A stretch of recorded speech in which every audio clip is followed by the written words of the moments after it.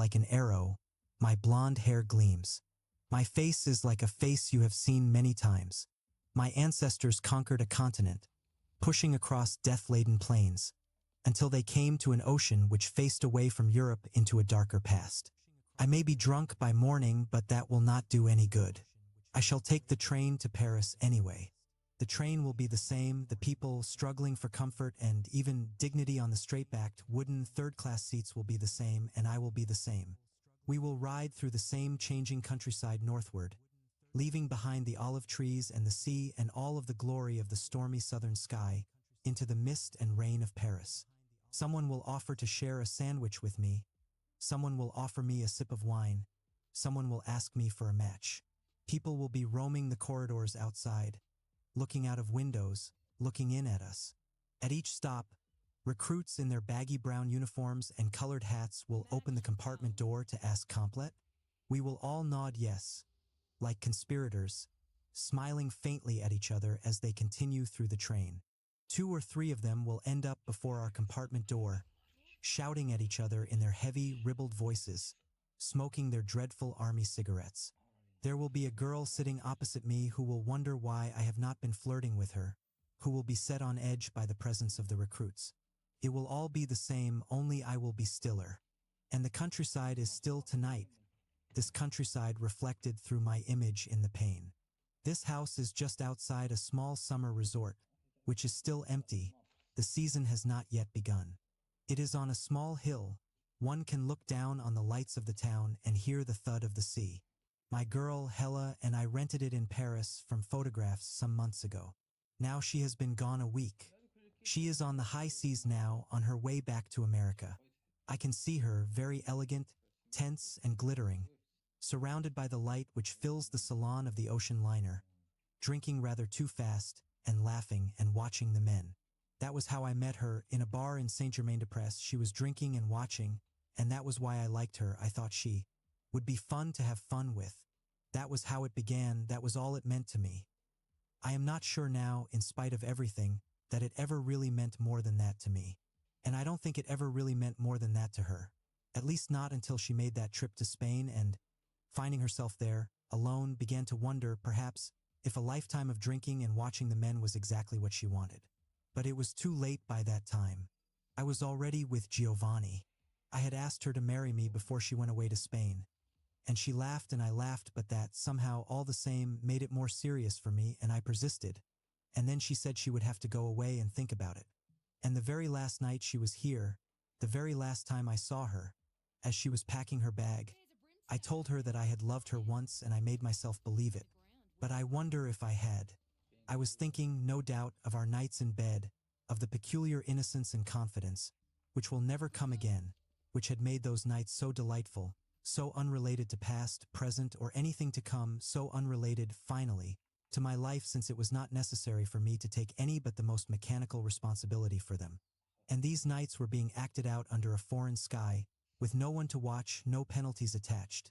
It was this last fact which was our undoing, for nothing is more unbearable, once one has it, than freedom.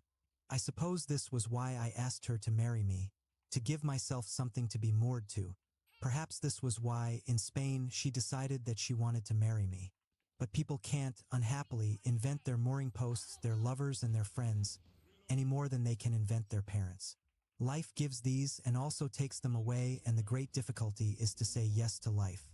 I was thinking, when I told Hella that I had loved her, of those days before anything awful, irrevocable, had happened to me, when an affair was nothing more than an affair. Now, from this night, this coming morning, no matter how many beds I find myself in between now and my final bed, I shall never be able to have any more of those boyish, zestful affairs, which are really, when one thinks of it, a kind of higher, or anyway, more pretentious masturbation. People are too various to be treated so lightly. I am too various to be trusted. If this were not so, I would not be alone in this house tonight. Hella would not be on the high seas, and Giovanni would not be about to perish, sometime between this night and this morning, on the guillotine. I repent now, for all the good it does, one particular he among the many lies I've told, lived, and believed. This is the lie which I told to Giovanni, but never succeeded in making him believe that I had never slept with a boy before. I had, I had decided that I never would again. There is something fantastic in the spectacle I now present to myself of having run so far, so hard, across the ocean even only to find myself brought up short once more before the bulldog in my own backyard. The yard, in the meantime, having grown smaller and the bulldog bigger. I have not thought of that boy, Joey, for many years, but I see him quite clearly tonight. It was several years ago. I was still in my teens, he was about my age, give or take a year. He was a very nice boy, too very quick and dark, and always laughing. For a while he was my best friend. Later, the idea that such a person could have been my best friend was proof of some horrifying taint in me. So I forgot him. But I see him very well tonight. It was in the summer, there was no school. His parents had gone someplace for the weekend and I was spending the weekend at his house, which was near Coney Island, in Brooklyn. We lived in Brooklyn too in those days, but in a better neighborhood than Joey's. I think we had been lying around the beach, swimming a little and watching the near-naked girls pass, whistling at them and laughing. I am sure that if any of the girls we whistled at that day had shown any signs of responding, the ocean would not have been deep enough to drown our shame and terror. But the girls, no doubt, had some intimation of this, possibly from the way we whistled, and they ignored us. As the sun was setting, we started up the boardwalk towards his house, with our wet bathing trunks on under our trousers. And I think it began in the shower. I know that I felt something. As we were horsing around in that small, steamy room, stinging each other with wet towels, which I had not felt before, which mysteriously, and yet aimlessly, included him. I remember in myself a heavy reluctance to get dressed. I blamed it on the heat. But we did get dressed, sort of, and we ate cold things out of his icebox and drank a lot of beer. We must have gone to the movies. I can't think of any other reason for our going out, and I remember walking down the dark, tropical Brooklyn streets with heat coming up from the pavements and banging from the walls of houses with enough force to kill a man. With all the world's grown-ups, it seemed, sitting shrill and disheveled on the stoops and all the world's children on the sidewalks or in the gutters or hanging from fire escapes, with my arm around Joey's shoulder. I was proud, I think, because his head came just below my ear. We were walking along and Joey was making dirty wisecracks and we were laughing. Odd to remember, for the first time in so long, how good I felt that night. How fond of Joey. How good I felt that night. How fond of Joey. When we came back along those streets, it was quiet. We were quiet too. We were very quiet in the apartment and sleepily got undressed in Joey's bedroom and went to bed. I fell asleep for quite a while, I think. But I woke up to find the light on and Joey examining the pillow with great, ferocious care. What's the matter? I think a bedbug bit me. You slob. You got bedbugs. I think one bit me. You ever have a bedbug bite you before? No. Well, go back to sleep. You're dreaming. He looked at me with his mouth open and his dark eyes very big. It was as though he had just discovered that I was an expert on bedbugs. I laughed and grabbed his head as I had done God knows how many times before, when I was playing with him or when he had annoyed me.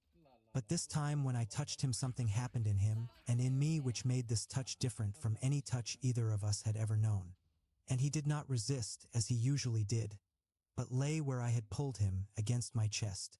And I realized that my heart was beating in an awful way and that Joey was trembling against me and the light in the room was very bright and hot. I started to move and to make some kind of joke, but Joey mumbled something and I put my head down to hear.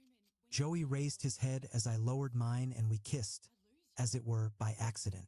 Then, for the first time in my life, I was really aware of another person's body, of another person's smell. We had our arms around each other. It was like holding in my hand some rare, exhausted, nearly doomed bird which I had miraculously happened to find. I was very frightened. I am sure he was frightened too, and we shut our eyes. To remember it so clearly, so painfully tonight tells me that I have never for an instant truly forgotten it. I feel in myself now a faint, a dreadful stirring of what so overwhelmingly stirred in me then.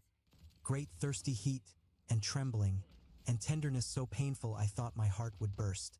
But out of this astounding, intolerable pain came joy.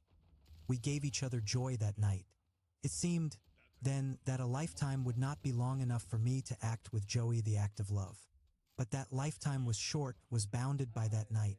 It ended in the morning. I awoke while Joey was still sleeping, curled like a baby on his side, toward me. He looked like a baby, his mouth half open, his cheek flushed, his curly hair darkening the pillow and half hiding his damp round forehead and his long eyelashes glinting slightly in the summer sun. We were both naked, and the sheet we had used as a cover was tangled around our feet. Joey's body was brown, was sweaty, the most beautiful creation I had ever seen till then. I would have touched him to wake him up, but something stopped me.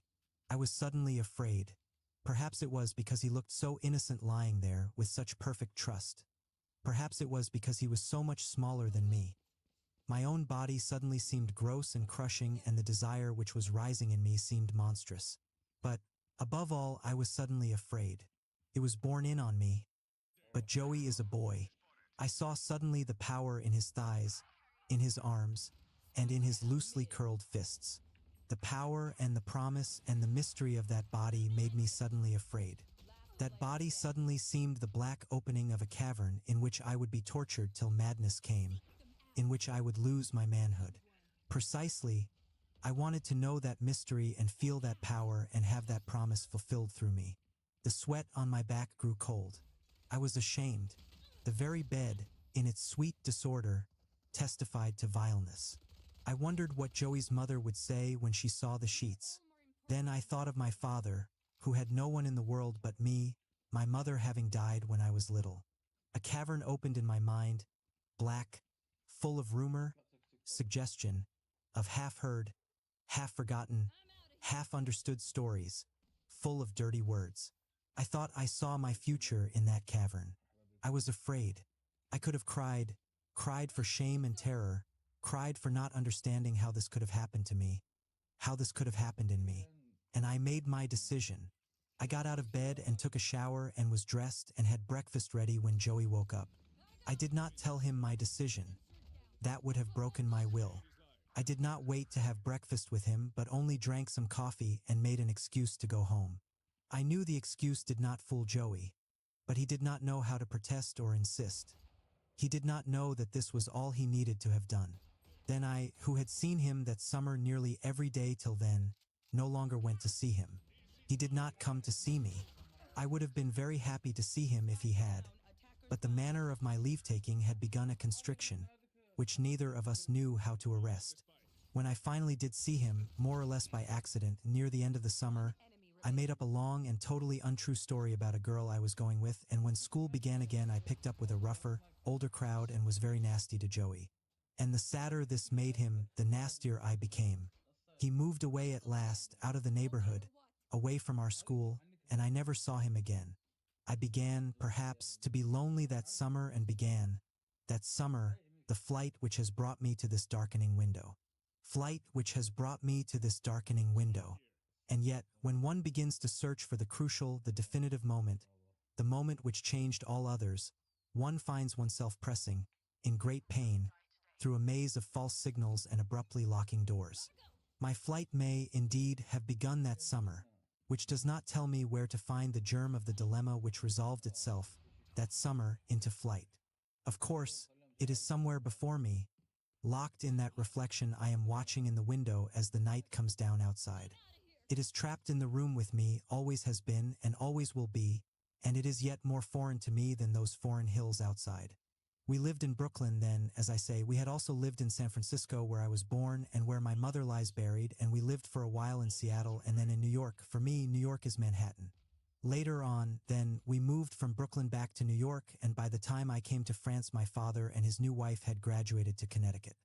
I had long been on my own by then, of course, and had been living in an apartment in the East 60s. We, in the days when I was growing up, were my father and his unmarried sister and myself.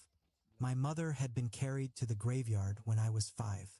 I scarcely remember her at all, yet she figured in my nightmares, bunned with worms, her hair as dry as metal and brittle as a twig, straining to press me against her body. That body so putrescent, so sickening soft, that it opened, as I clawed and cried, into a breach so enormous as to swallow me alive. But when my father or my aunt came rushing into my room to find out what had frightened me, I did not dare describe this dream, which seemed disloyal to my mother. I said that I had dreamed about a graveyard. They concluded that the death of my mother had had this unsettling effect on my imagination, and perhaps they thought that I was grieving for her. And I may have been, but if that is so, then I am grieving still. My father and my aunt got on very badly, and without ever knowing how or why I felt it, I felt that their long battle had everything to do with my dead mother. I remember when I was very young how, in the big living room of the house in San Francisco, my mother's photograph, which stood all by itself on the mantelpiece, seemed to rule the room. It was as though her photograph proved how her spirit dominated that air and controlled us all. I remember the shadows gathering in the far corners of that room, in which I never felt at home, and my father washed in the gold light which spilled down on him from the tall lamp which stood beside his easy chair. He would be reading his newspaper, hidden from me behind his newspaper, so that, desperate to conquer his attention, I sometimes so annoyed him that our duel ended with me being carried from the room in tears. Or I remember him sitting bent forward, his elbows on his knees, staring towards the great window which held back the inky night. I used to wonder what he was thinking. In the eye of my memory, he always wears a gray, sleeveless sweater, and he has loosened his tie, and his sandy hair falls forward over a square, ruddy face. He was one of those people who, quick to laugh, are slow to anger, so that their anger, when it comes, is all the more impressive, seeming to leap from some unsuspected crevice like a fire which will bring the whole house down. And his sister Ellen, a little older than he, a little darker, always overdressed, overmade up, with a face and figure beginning to harden, and with too much jewelry everywhere, clanging and banging in the fight, sits on the sofa, reading. She read a lot, all the new books, and she used to go to the movies a great deal, where she knits. It seems to me that she was always carrying a great bag full of dangerous-looking knitting needles, or a book, or both. And I don't know what she knitted, though I suppose she must, at least occasionally, have knitted something for my father or me. But I don't remember it, any more than I remember the books she read. It might always have been the same book, and she might have been working on the same scarf or sweater or God knows what all the years I knew her. Sometimes she and my father played cards. This was rare. Sometimes they talked together in friendly, teasing tones, but this was dangerous. Their banter nearly always ended in a fight. Sometimes there was company, and I was often allowed to watch them drink their cocktails. Then my father was at his best, boyish and expansive, moving about through the crowded room with a glass in his hand, refilling people's drinks, laughing a lot, handling all the men as though they were his brothers, and flirting with the women. Or no, not flirting with them, strutting like a cock before them. Ellen always seemed to be watching him as though she were afraid he would do something awful, watched him and watched the women, and yes, she flirted with the men in a strange, nerve-wracking kind of way. There she was, dressed, as they say, to kill, with her mouth redder than any blood, dressed in something which was either the wrong color or too tight or too young, the cocktail glass in her hand threatening, at any instant, to be reduced to shards, to splinters, and that voice going on and on like a razor blade on glass. When I was a little boy and I watched her in company, she frightened me. But no matter what was happening in that room, my mother was watching it.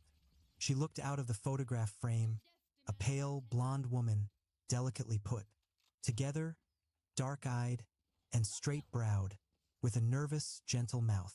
But something about the way the eyes were set in the head and stared straight out, something very faintly sardonic and knowing in the set of the mouth, suggested that somewhere beneath this tense fragility was a strength as various as it was unyielding and, like my father's wrath, dangerous because it was so entirely unexpected. My father rarely spoke of her, and when he did, he covered, by some mysterious means, his face. He spoke of her only as my mother, and, in fact, as he spoke of her, he might have been speaking of his own. Ellen spoke of my mother often, saying what a remarkable woman she had been, but she made me uncomfortable. I felt that I had no right to be the son of such a mother. Years later, when I had become a man, I tried to get my father to talk about my mother. But Ellen was dead, he was about to marry again. He spoke of my mother, then, as Ellen had spoken of her, and he might, indeed, have been speaking of Ellen. They had a fight one night when I was about 13. They had a great many fights, of course. But perhaps I remember this one so clearly because it seemed to be about me. I was in bed upstairs, asleep. It was quite late. I was suddenly awakened by the sound of my father's footfalls on the walk beneath my window. I could tell by the sound and the rhythm that he was a little drunk, and I remember that at that moment a certain disappointment, an unprecedented sorrow entered into me. I had seen him drunk many times and had never felt this way. On the contrary, my father sometimes had great charm when he was drunk. But that night I suddenly felt that there was something in him to be despised. I heard him come in. Then, at once, I heard Ellen's voice. "Aren't you in bed yet?" my father asked. He was trying to be pleasant and trying to avoid a scene, but there was no cordiality in his voice, only strain and exasperation. "I thought," said Ellen coldly, "that someone ought to tell you what you're doing to your son, what I'm doing to my son." And he was about to say something more, something awful. But he caught himself and only said, with a resigned, drunken, despairing calm, "What are you talking about, Ellen? Do you really think?" she asked. I was certain that she was standing in the center of the room, with her hands folded before her, standing very straight and still. "That you're the kind of man he ought to be when he grows up?"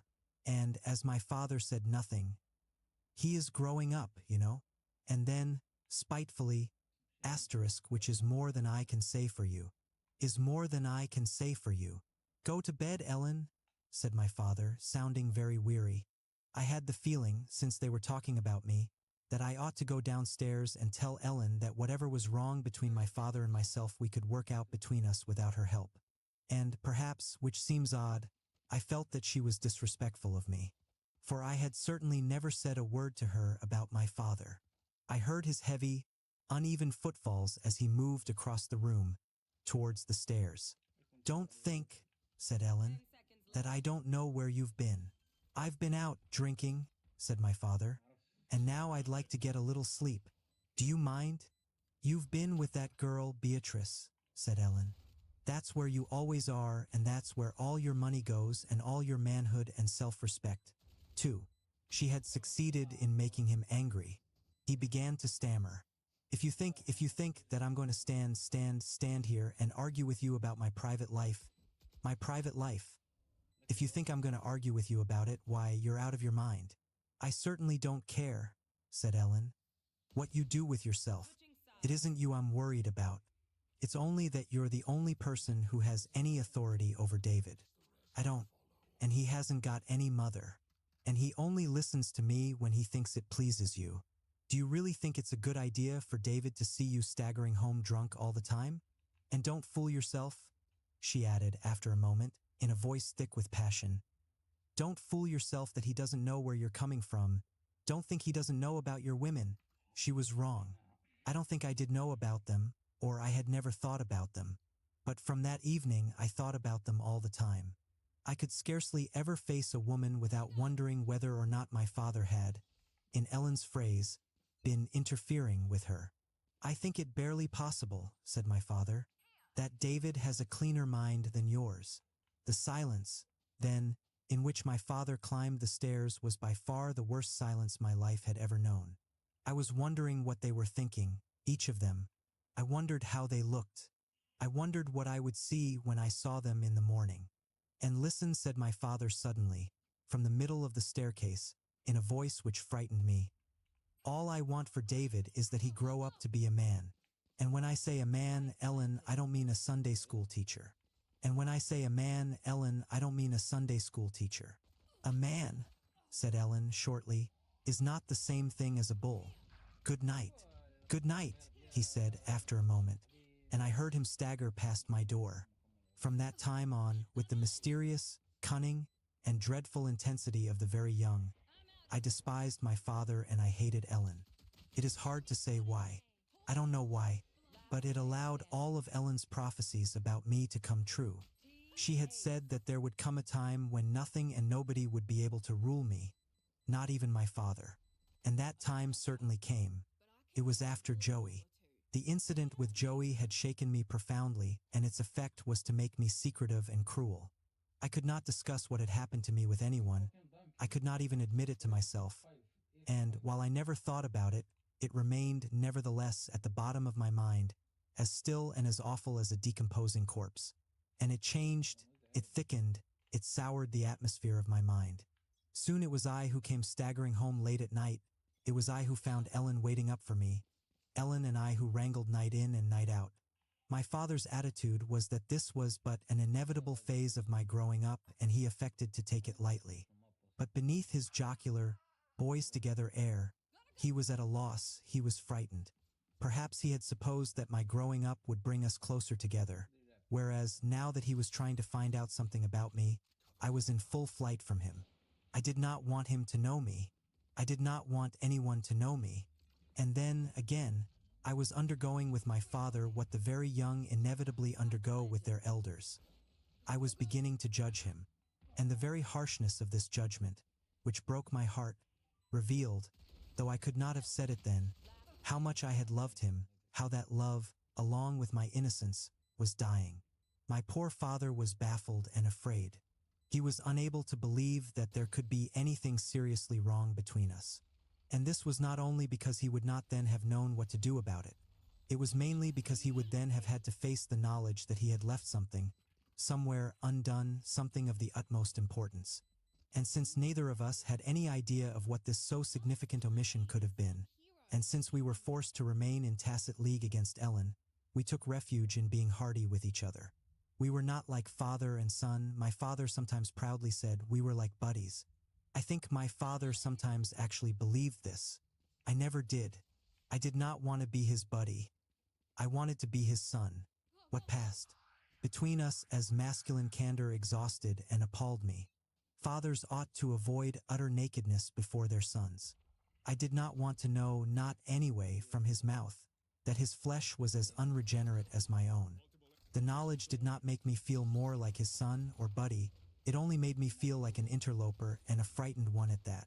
He thought we were alike. I did not want to think so.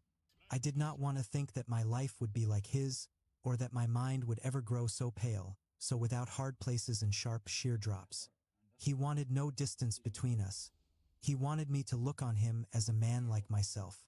But I wanted the merciful distance of father and son, which would have permitted me to love him. One night, drunk, with several other people on the way back from an out-of-town party. The car I was driving smashed up. It was entirely my fault. I was almost too drunk to walk and had no business driving. But the others did not know this, since I am one of those people who can look and sound sober while practically in a state of collapse. On a straight, level piece of highway, something weird happened to all my reactions, and the car sprang suddenly out of my control. And a telephone pole, foam white, came crying at me out of the pitch darkness. I heard screams and then a heavy, roaring, tearing sound.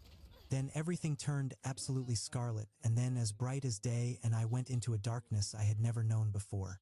I must have begun to wake up as we were being moved to the hospital. I dimly remember movement and voices, but they seemed very far away. They seemed to have nothing to do with me. Then, later, I woke up in a spot which seemed to be the very heart of winter. A high, white ceiling and white walls, and a hard, glacial window, bent, as it seemed, over me. I must have tried to rise, for I remember an awful roaring in my head, and then a weight on my chest and a huge face over me. And as this weight, this face, began to push me under again, I screamed for my mother. Then it was dark again. When I came to myself at last, my father was standing over my bed. I knew he was there before I saw him, before my eyes focused and I carefully turned my head. When he saw that I was awake, he carefully stepped closer to the bed, motioning to me to be still, and he looked very old. I wanted to cry. For a moment we just stared at each other. "How do you feel?" he whispered finally. It was when I tried to speak that I realized I was in pain, and immediately I was frightened. He must have seen this in my eyes, for he said in a low voice, with a pained, a marvelous intensity, "Don't worry, David. You're going to be all right. You're going to be all right." I still could not say anything. I simply watched his face. "You kids were mighty lucky," he said, trying to smile. "You're the one got smashed up the most." "I was drunk," I said at last. I wanted to tell him everything, but speaking was such agony. "Don't you know?" he asked with an air of extreme bafflement, for this was something he could allow himself to be baffled about. "Better than to go driving around like that when you're drunk? You know better than that," he said severely, and pursed his lips. Why you could all have been killed. And his voice shook. I'm sorry, I said suddenly. I'm sorry. I did not know how to say what it was I was sorry for. Don't be sorry, he said. Just be careful next time. He had been patting his handkerchief between his palms. Now he opened his handkerchief and reached out and wiped my forehead. You're all I've got, he said then with a shy, pained grin. Be careful. Daddy, I said, and began to cry. And if speaking had been agony, this was worse, and yet I could not stop. And my father's face changed. It became terribly old and at the same time absolutely helplessly young. I remember being absolutely astonished at the still, cold center of the storm which was occurring in me, to realize that my father had been suffering, was suffering still. Don't cry, he said. Don't cry. He stroked my forehead with that absurd handkerchief as though it possessed some healing charm. There's nothing to cry about. Everything's going to be all right. He was almost weeping himself. There's nothing wrong, is there? I haven't done anything wrong, have I? And all the time he was stroking my face with that handkerchief, smothering me. We were drunk, I said. We were drunk. For this seemed somehow to explain everything. Your Aunt Ellen says it's my fault, he said. She says I never raised you right. He put away, thank heaven, that handkerchief and weakly straightened his shoulders. You got nothing against me, have you? Tell me if you have. My tears began to dry, on my face and in my breast. No, I said. No, nothing. Honest. I did the best I could, he said. I really did the best I could. I looked at him, and at last he grinned and said, You're going to be on your back for a while, but when you come home, while you're lying around the house, we'll talk. Huh? And when you come home while you're lying around the house, we'll talk. Huh? And try to figure out what the hell we're going to do with you when you get on your feet. Okay? Okay, I said, for I understood, at the bottom of my heart, that we had never talked, that now we never would. I understood that he must never know this. When I came home, he talked with me about my future, but I had made up my mind. I was not going to go to college. I was not going to remain in that house with him and Ellen. And I maneuvered my father so well that he actually began to believe that my finding a job and being on my own was the direct result of his advice and a tribute to the way he had raised me. Once I was out of the house, of course, it became much easier to deal with him, and he never had any reason to feel shut out of my life, for I was always able, when talking about it, to tell him what he wished to hear. And we got on quite well, really, for the vision I gave my father of my life was exactly the vision in which I myself most desperately needed to believe. For I am, or I was, one of those people who pride themselves on their willpower, on their ability to make a decision and carry it through. This virtue, like most virtues, is ambiguity itself. People who believe that they are strong-willed and the masters of their destiny can only continue to believe this by becoming specialists in self-deception. Their decisions are not really decisions at all. A real decision makes one humble. One knows that it is at the mercy of more things than can be named, but elaborate systems of evasion, of illusion, designed to make themselves and the world appear to be what they and the world are not. This is certainly what my decision, made so long ago in Joey's bed, came to. I had decided to allow no room in the universe for something which shamed and frightened me. I succeeded very well by not looking at the universe, by not looking at myself, by remaining, in effect, in constant motion.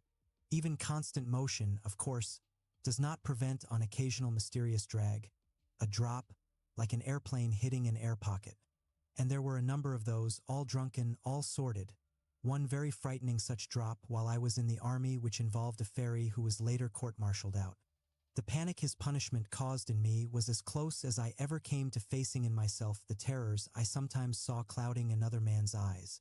What happened was that, all unconscious of what this ennui meant, I wearied of the motion, wearied of the joyless seas of alcohol, wearied of the blunt, bluff, hearty, and totally meaningless friendships, wearied of wandering through the forests of desperate women, wearied of the work, which fed me only in the most brutally literal sense.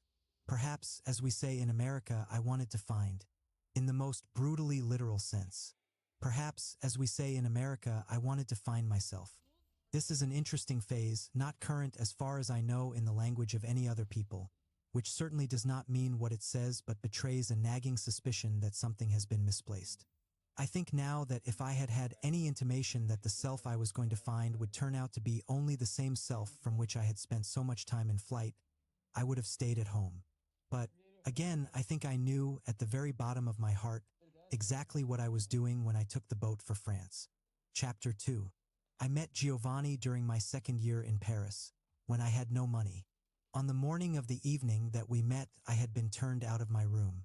I did not owe an awful lot of money, only around 6,000 francs, but Parisian hotel keepers have a way of smelling poverty, and then they do what anybody does who is aware of a bad smell. They throw whatever stinks outside. My father had money in his account which belonged to me, but he was very reluctant to send it because he wanted me to come home, as he said, and settle down, and whenever he said that I thought of the sediment at the bottom of a stagnant pond. I did not, then, know many people in Paris, and Hella was in Spain. Most of the people I knew in Paris were, as Parisians sometimes put it, of le milieu, and, while this milieu was certainly anxious enough to claim me, I was intent on proving, to them and to myself, that I was not of their company. I did this by being in their company a great deal and manifesting toward all of them a tolerance which placed me, I believed, above suspicion. I had written to friends for money, of course, but the Atlantic Ocean is deep and wide and money doesn't hurry from the other side. So I went through my address book, sitting over a tepid coffee in a boulevard cafe, and decided to call up an old acquaintance who was always asking me to call.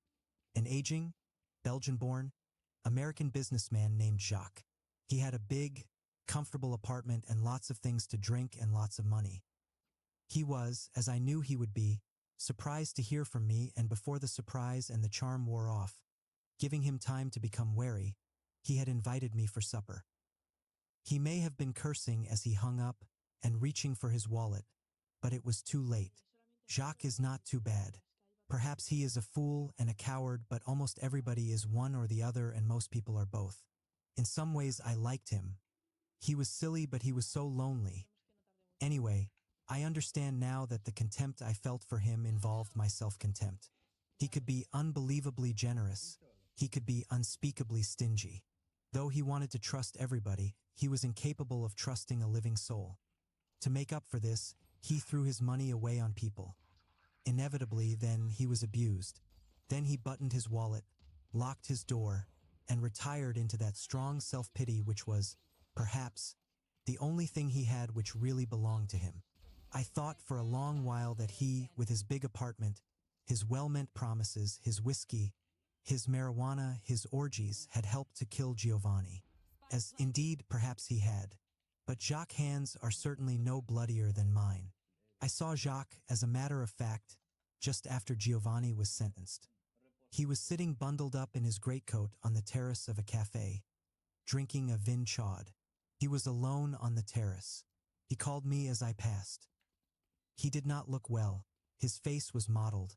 His eyes, behind his glasses, were like the eyes of a dying man who looks everywhere for healing. "You've heard," he whispered, as I joined him. "About Giovanni?" I nodded yes. I remember the winter sun was shining and I felt as cold and distant as the sun. "It's terrible, terrible, terrible," Jacques moaned. "Terrible." "Yes," I said. I could not say anything more. "I wonder why he did it," Jacques pursued. "Why he didn't ask his friends to help him." He looked at me. We both knew that the last time Giovanni had asked Jacques for money, Jacques had refused. I said nothing. "They say he had started taking opium," Jacques said. "That he needed the money for opium. Did you hear that?" I had heard it. It was a newspaper speculation which, however, I had reasons of my own for believing, remembering the extent of Giovanni's desperation, knowing how far this terror, which was so vast that it had simply become a void, had driven him. "Me, I want to escape," he had told me. "Je veux m'évader. This dirty world, this dirty body. I never wished to make love again with anything more than the body." Jacques waited for me to answer. I stared out into the street. I was beginning to think of Giovanni dying. Where Giovanni had been there would be nothing, nothing forever. "I hope it's not my fault," Jacques said at last. "One didn't give him the money. If I'd known, I would have given him everything I had." But we both knew this was not true. "You two together," Jacques suggested. You weren't happy together? No, I said. I stood up. It might have been better, I said, if he'd stayed down there in that village of his in Italy and planted his olive trees and had a lot of children and beaten his wife. He used to love to sing. I remembered suddenly. Maybe he could have stayed down there and sung his life away and died in bed. Then Jacques said something that surprised me. People are full of surprises, even for themselves, if they have been stirred enough. Nobody can stay in the Garden of Eden, Jacques said. And then, I wonder why. I said nothing. I said goodbye and left him. Hella had long since returned from Spain, and we were already arranging to rent this house, and I had a date to meet her. I have thought about Jacques' question since. The question is banal, but one of the real troubles with living is that living is so banal. Everyone, after all, goes the same dark road, and the road has a trick of being most dark, most treacherous, when it seems most bright, and it's true that nobody stays in the Garden of Eden. Jacques' garden was not the same as Giovanni's, of course. Jacques' garden was involved with football players and Giovanni's was involved with maidens, but that seems to have made so little difference.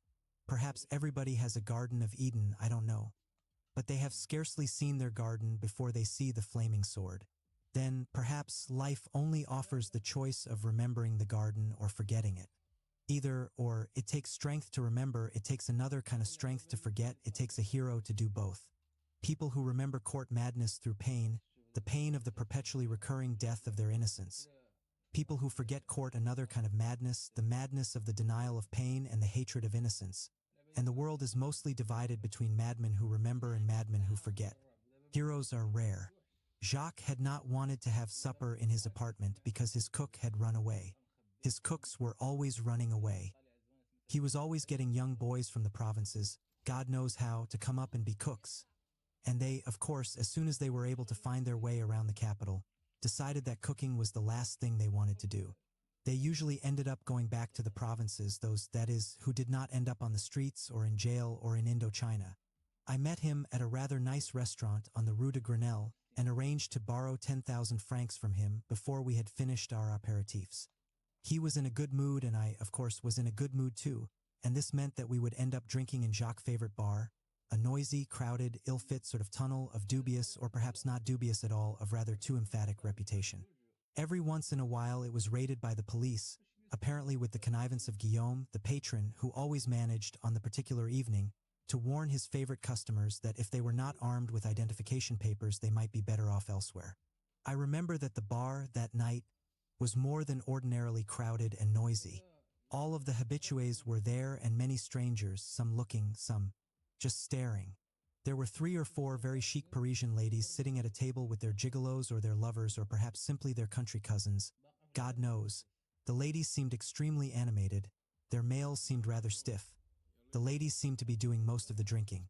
There were the usual paunchy, bespectacled gentlemen with avid, sometimes despairing eyes, the usual knife-blade lean, tight-trousered boys. One could never be sure, as concerns these latter, whether they were after money or blood or love. They moved about the bar incessantly, cadging cigarettes and drinks, with something behind their eyes at once terribly vulnerable and terribly hard. There were, of course, Les Falls, always dressed in the most improbable combinations, screaming like parrots the details of their latest love affairs. Their love affairs always seemed to be hilarious. Occasionally one would swoop in, quite late in the evening, to convey the news that he, but they always called each other she, had just spent time with a celebrated movie star or boxer. Then all of the others closed in on this newcomer and they looked like a peacock garden and sounded like a barnyard.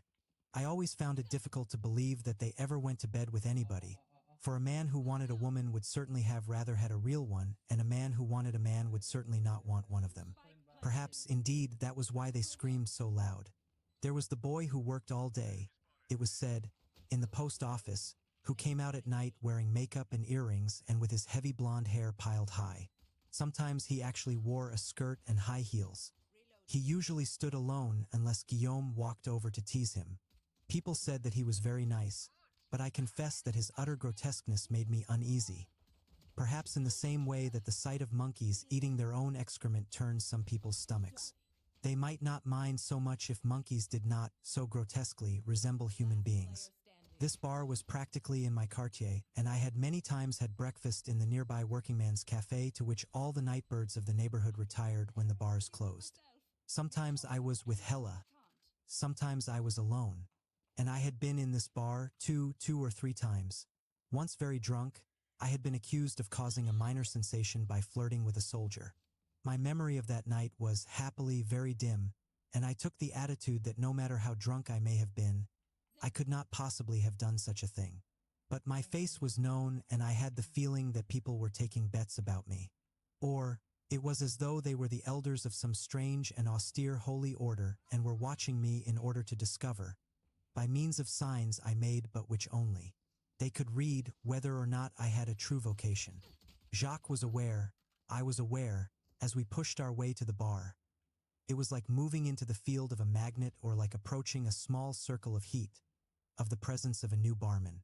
He stood, insolent and dark and leonine, his elbow leaning on the cash register, his fingers playing with his chin, looking out at the crowd.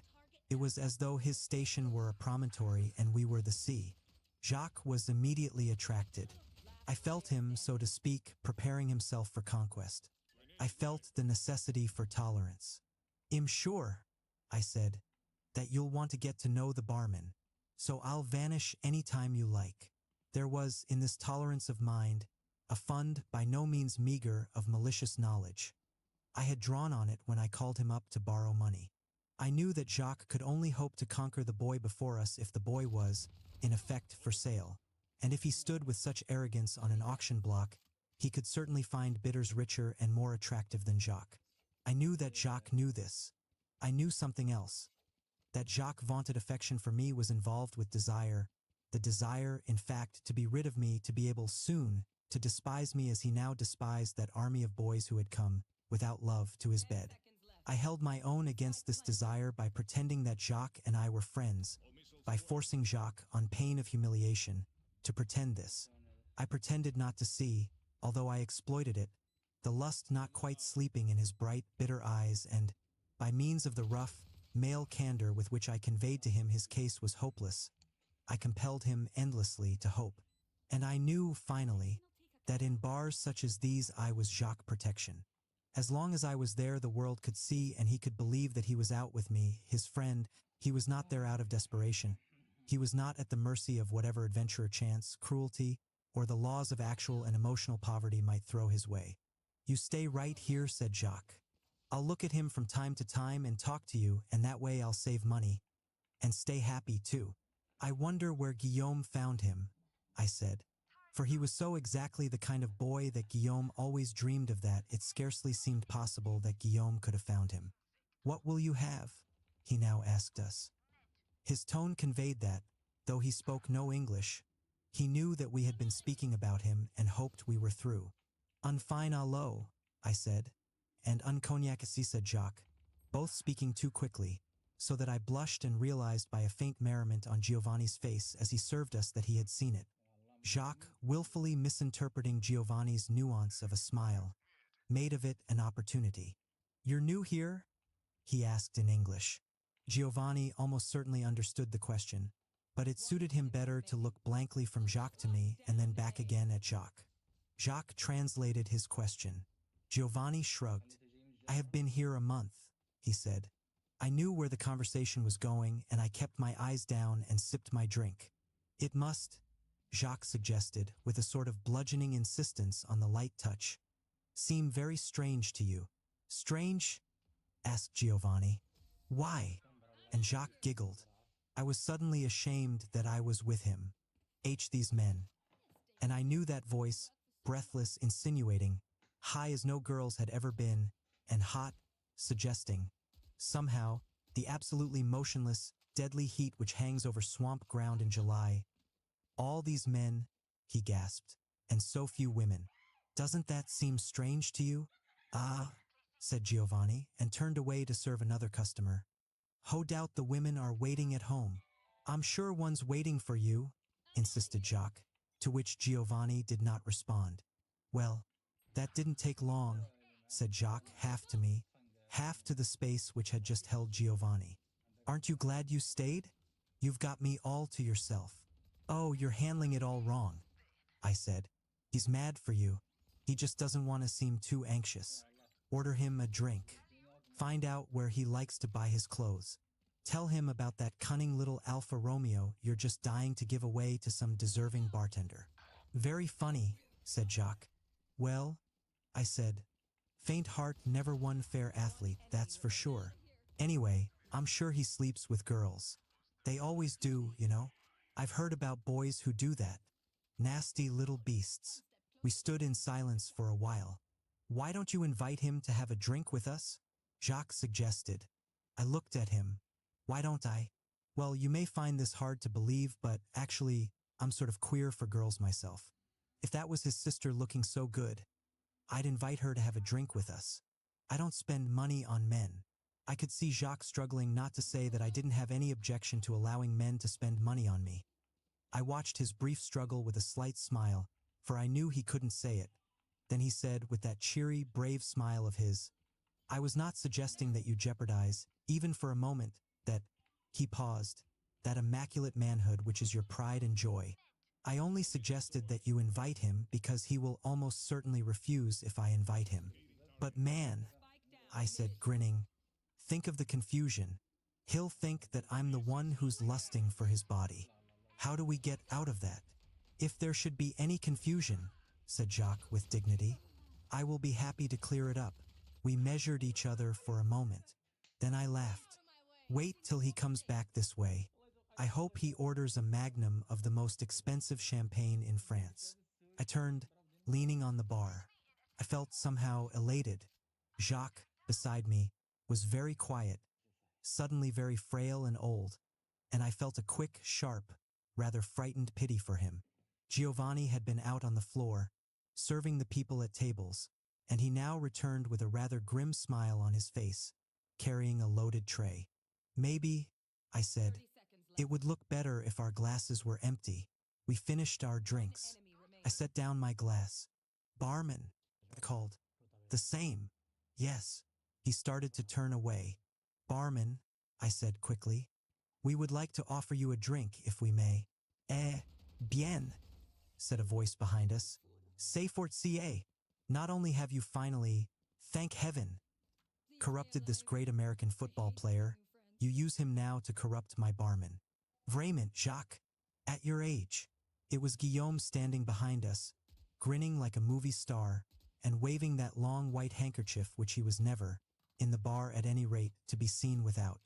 Jacques turned, hugely delighted to be accused of such rare seductiveness, and he and Guillaume fell into each other's arms like old theatrical sisters. "Eh bien, ma chérie, comment vas-tu? I have not seen you for a long time." "But I have been awfully busy," said Jacques. "I don't doubt it. Aren't you ashamed? Vieille folle? Et toy? You certainly don't seem to have been wasting your time." And Jacques threw a delighted look in the direction of Giovanni, rather as though Giovanni were a valuable racehorse or a rare bit of china. Guillaume followed the look and his voice dropped. "Ah, c'est, mon cher, c'est strictement du business, comprends-tu?" They moved a little away. This left me surrounded, abruptly, with an awful silence. At last I raised my eyes and looked at Giovanni, who was watching me. "I think you offered me a drink," he said. "Yes," I said. "I offered you a drink. I drink no alcohol while I work, but I will take a Coca-Cola." He picked up my glass. "And for you, it is the same?" "The same." I realized that I was quite happy to be talking with him, and this realization made me shy. And I felt menaced since Jacques was no longer at my side. Then I realized that I would have to pay, for this round anyway. It was impossible to tug Jacques' sleeve for the money as though I were his ward. I coughed and put my 10,000 franc note on the bar. "You are rich," said Giovanni, and set my drink before me. "But no, I simply have no change." He grinned. I could not tell whether he grinned because he thought I was lying or because he knew I was telling the truth. In silence, he took the bill and rang it up and carefully counted out my change on the bar before me. Then he filled his glass and went back to his original position at the cash register. I felt a tightening in my chest. "À la vatrie," he said. "À la vatrie." We drank. You are an American? He asked at last. Yes, I said. From New York. Ah, I am told that New York is very beautiful. Is it more beautiful than Paris? Oh no, I said. No city is more beautiful than Paris. It seems the very suggestion that one could be is enough to make you very angry, grinned Giovanni. Forgive me. I was not trying to be heretical. Then, more soberly and as though to appease me, two must like Paris very much. I like New York too, I said, uncomfortably aware that my voice had a defensive ring. But New York is very beautiful in a very different way. Defensive ring, but New York is very beautiful in a very different way. He frowned. In what way? No one, I said, who has never seen it can possibly imagine it. It's very high and new and electric. Exciting. I paused. It's hard to describe. His smile made me feel a little foolish. Well, I said, Paris is old, is many centuries. You feel in Paris all the time gone by. That isn't what you feel in New York. He was smiling. I stopped. What do you feel in New York? He asked. Perhaps you feel, I told him, all the time to come. There's such power there. Everything is in such movement. You can't help wondering. I can't help wondering what it will all be like many years from now. Many years from now? When we are dead and New York is old. Yes, I said. When everyone is tired, when the world, for Americans, is not so new. I don't see why the world is so new for Americans, said Giovanni. After all, you are all merely emigrants. And you did not leave Europe so very long ago. The ocean is very wide, I said. We have led different lives than you. Things have happened to us there which have never happened here. Surely you can understand that this would make us a different people. Ah, if it had only made you a different people 1 foot, he laughed. But it seems to have turned you into another species. You are not, are you on another planet? For I suppose that would explain everything. I admit, I said with some heat, for I do not like to be laughed at, that we may sometimes give the impression that we think we are, but we are not on another planet, no. And neither, my friend, are you. He grinned again. I will not, he said, argue that most unlucky fact. We were silent for a moment. Giovanni moved to serve several people at either end of the bar. Guillaume and Jacques were still talking. Guillaume seemed to be recounting one of his interminable anecdotes which invariably pivoted on the hazards of business or the hazards of love, and Jacques' mouth was stretched in a rather painful grin. I knew that he was dying to get back to the bar. Giovanni placed himself before me again and began wiping the bar with a damp cloth. The Americans are funny. You have a funny sense of time, or perhaps you have no sense of time at all, I can't tell. Time always sounds like a parade chez vous, a triumphant parade, like armies with banners entering a town. As though, with enough time, and that would not need to be so very much for Americans and a sea pas. And he smiled, giving me a mocking look, but I said nothing. Well then, he continued, as though with enough time and all that fearful energy and virtue you people have, everything will be settled, solved, put in its place. And when I say everything, he added grimly, I mean all the serious, dreadful things, like pain and death and love, in which you Americans do not believe. What makes you think we don't? And what do you believe? I don't believe in this nonsense about time. Time is just common, it's like water for a fish. Everybody's in this water, nobody gets out of it, or if he does the same thing happens to him that happens to the fish, he dies. And you know what happens in this water, time? The big fish eat the little fish. That's all. The big fish eat the little fish and the ocean doesn't care. Oh, please, I said. I don't believe that. Time's hot water and we're not fish and you can choose to be eaten and also not to eat.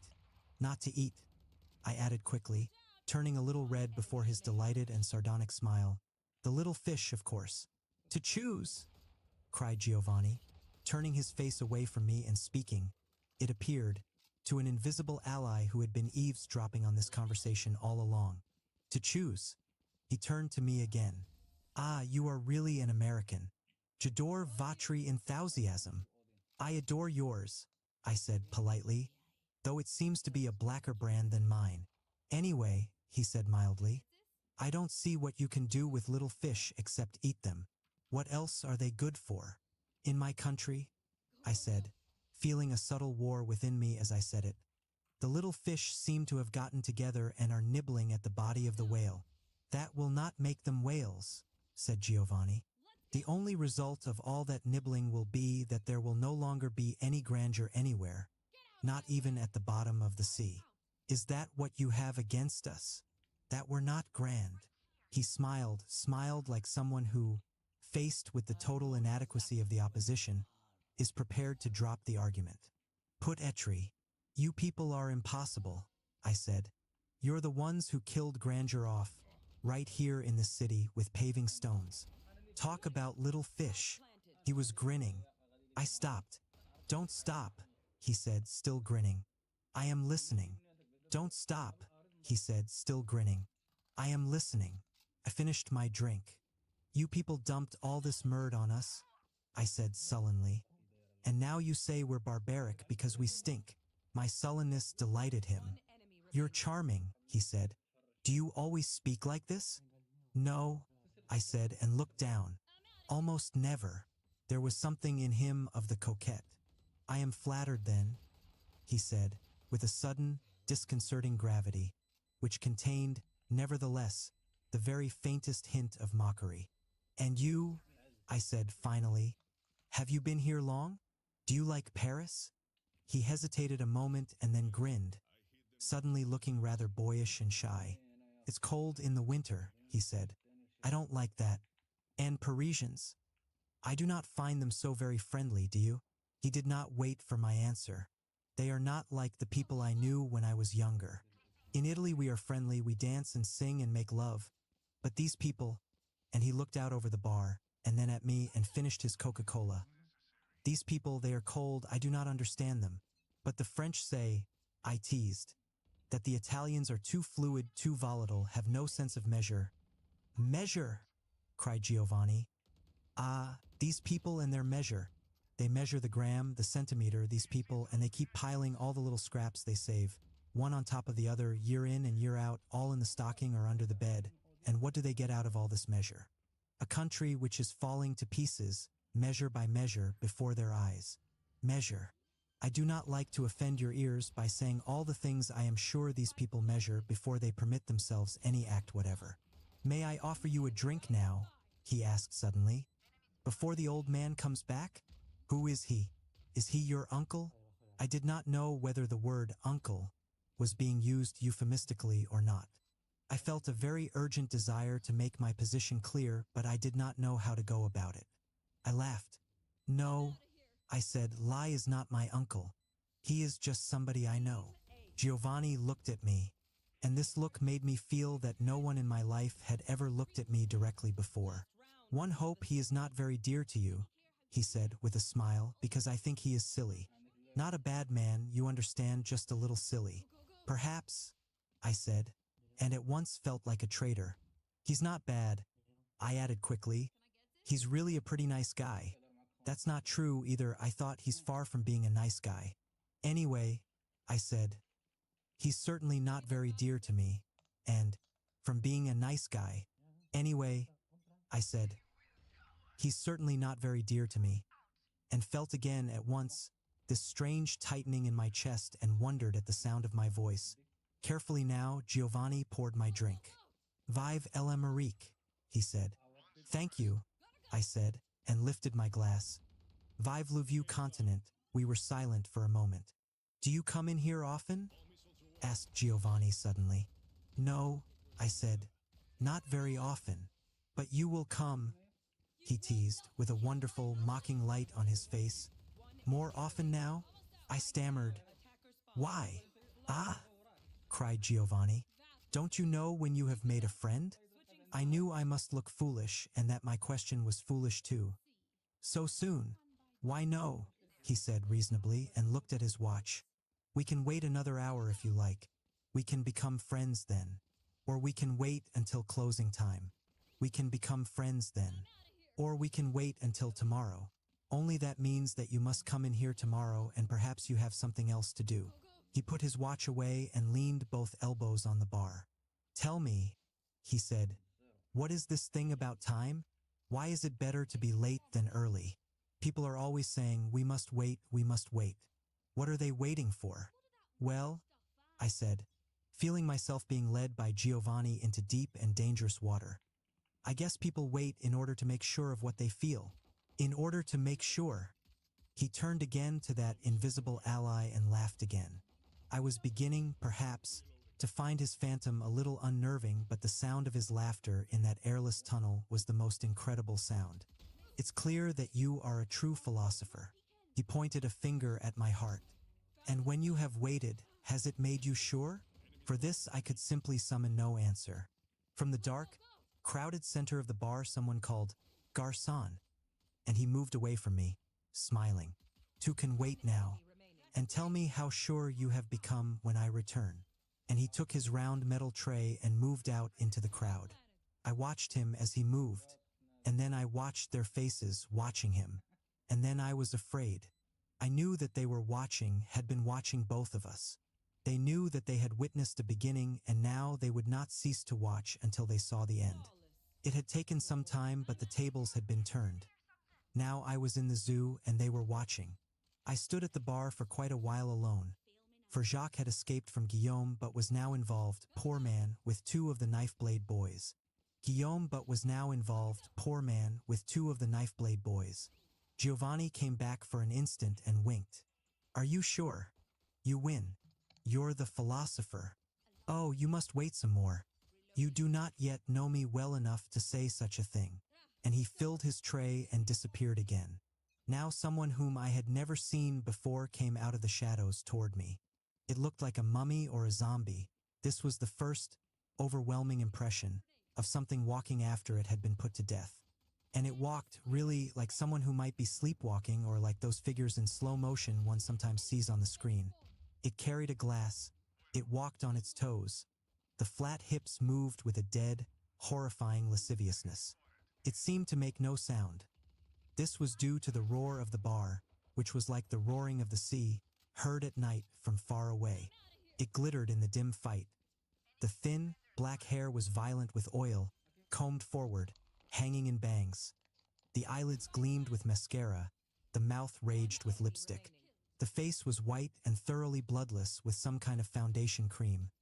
It stank of powder and a gardenia-like perfume. The shirt, open coquettishly to the navel, revealed a hairless chest and a silver crucifix.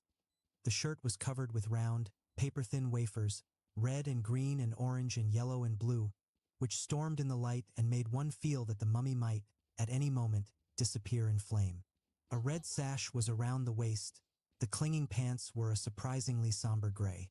He wore buckles on his shoes. I was not sure that he was coming towards me, but I could not take my eyes away. He stopped before me, one hand on his hip, looked me up and down and smiled. He had been eating garlic and his teeth were very bad. His hands, I noticed with an unbelieving shock, were very large and strong. "Eh bien," he said. "I'll plate? Comment," I said. I really was not sure I had heard him right, though the bright, bright eyes, looking, it seemed, at something amusing within the recess of my skull, did not leave much room for doubt. "You like him, the barman?" I did not know what to do or say. It seemed impossible to hit him. It seemed impossible to get angry. It did not seem real, he did not seem real. Besides, no matter what I said, those eyes would mock me with it. I said, as drilly as I could, "How does that concern you?" "But it concerns me not at all, darling. Je m'en fous." "Then please get the hell away from me." He did not move at once, but smiled at me again. "Il dangereux, tu sais, and for a boy like you, he is very dangerous." I looked at him. I almost asked him what he meant. "Go to hell," I said, and turned my back. "Oh no," he said, and I looked at him again. He was laughing, showing all his teeth. There were not many. "Oh no," he said, "I go not to hell." And he clutched his crucifix with one large hand. "But you, my dear friend, I fear that you shall burn in a very hot fire." He laughed again. "Oh, such fire!" He touched his head. "Here," and he writhed. as though in torment. Everywhere, and he touched his heart. And here. And he looked at me with malice and mockery and something else. He looked at me as though I were very far away. Oh, my poor friend. So young, so strong, so handsome. Will you not buy me a drink? Vieti faire fautre. His face crumpled in the sorrow of infants and of very old men. The sorrow, also, of certain aging actresses who were renowned in their youth for their fragile, childlike beauty. The dark eyes narrowed in spite and fury, and the scarlet mouth turned down like the mask of tragedy. Torah du chagrin, he said. You will be very unhappy. Remember that I told you so. And he straightened, as though he were a princess, and moved, flaming, away through the crowd. Then Jacques spoke at my elbow. Everyone in the bar, he said, is talking about how beautifully you and the barman have hit it off. He gave me a radiant and vindictive smile. I trust there has been no confusion? I looked down at him. I wanted to do something to his cheerful, hideous, worldly face which would make it impossible for him ever again to smile at anyone the way he was smiling at me. Then I wanted to get out of this bar, out into the air, perhaps to find Hella, my suddenly so sorely menaced girl. There's been no confusion, I snapped. Don't you go getting confused, either.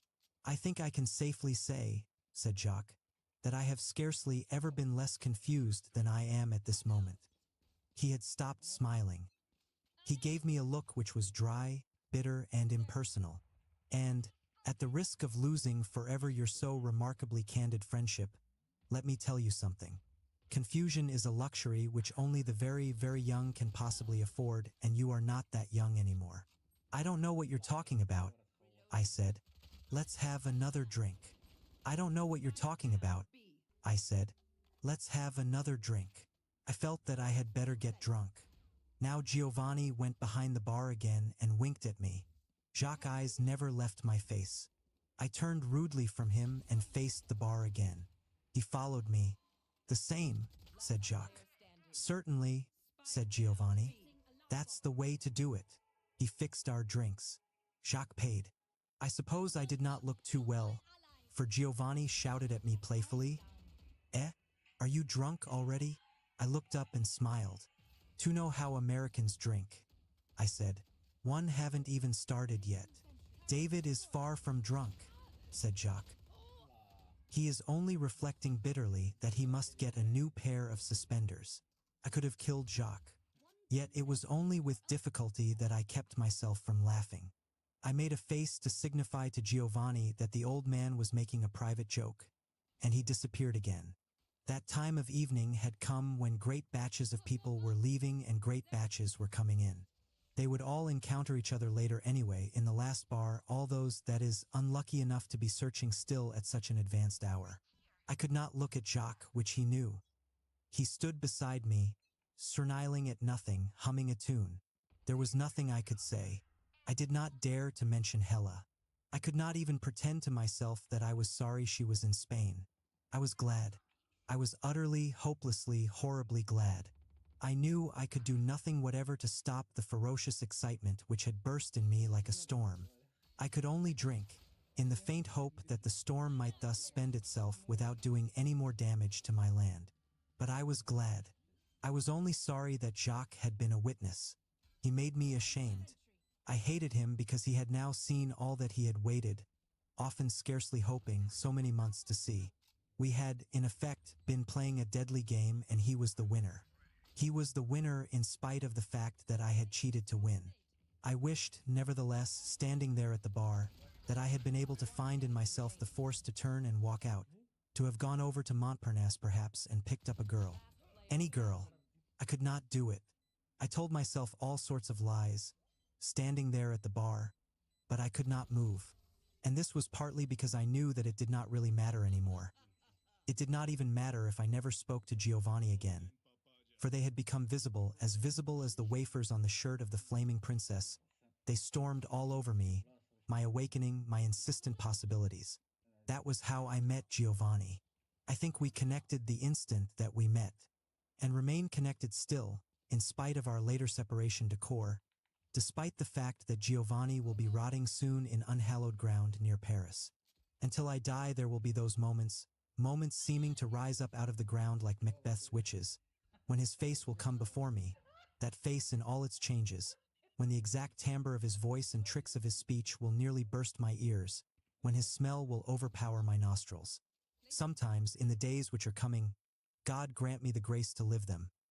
In the glare of the gray morning, sour-mouthed, eyelids raw and red, hair tangled and damp from my stormy sleep, facing, over coffee and cigarette smoke, last night's impenetrable, meaningless boy who will shortly rise and vanish like the smoke. I will see Giovanni again, as he was that night, so vivid, so winning, all of the light of that gloomy tunnel trapped around his head. Chapter 3. At 5 o'clock in the morning, Guillaume locked the door of the bar behind us. The streets were empty and gray.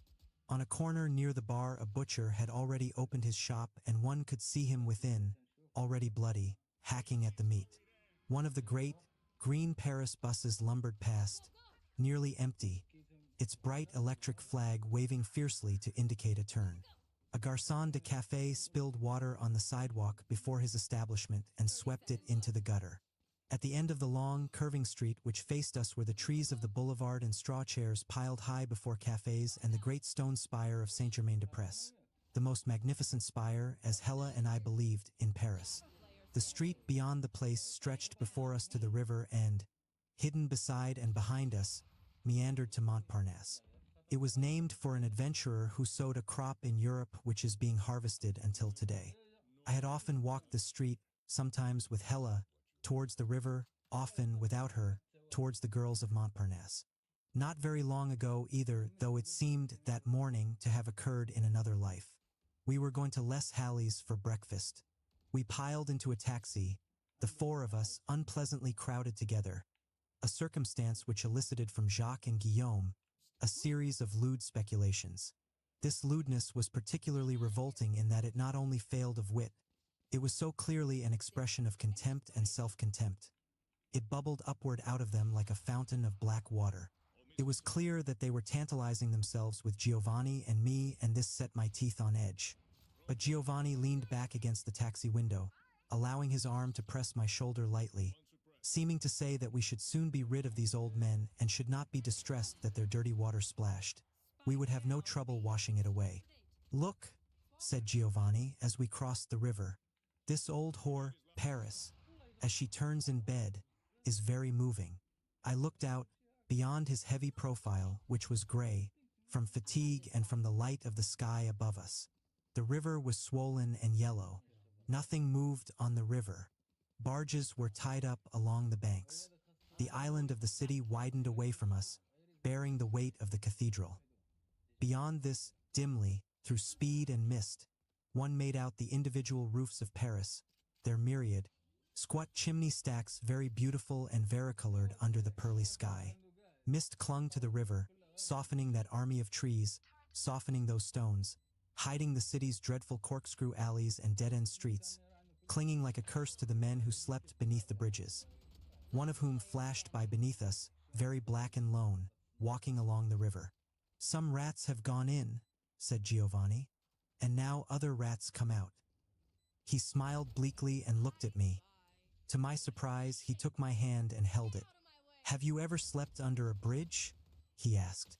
"Or perhaps they have soft beds with warm blankets under the bridges in your country?" I did not know what to do about my hand. It seemed better to do nothing. "Not yet," I said, "but I may. My hotel wants to throw me out." I had said it lightly, with a smile, out of a desire to put myself, in terms of an acquaintance with wintry things, on an equal footing with him. But the fact that I had said it as he held my hand made it sound to me unutterably helpless and soft and coy. But I could not say anything to counteract this impression. To say anything more would confirm it. I pulled my hand away, pretending that I had done so in order to search for a cigarette. Jacques lit it for me. "Where do you live?" he asked Giovanni. "Oh," said Giovanni, "out, far out. It is almost not Paris." "He lives in a dreadful street, near Nation," said Guillaume, "among all the dreadful bourgeoisie and their pig-like children." "You failed to catch the children at the right age," said Jacques. "They go through a period all too brief, Hellas. when a pig is perhaps the only animal they do not call to mind.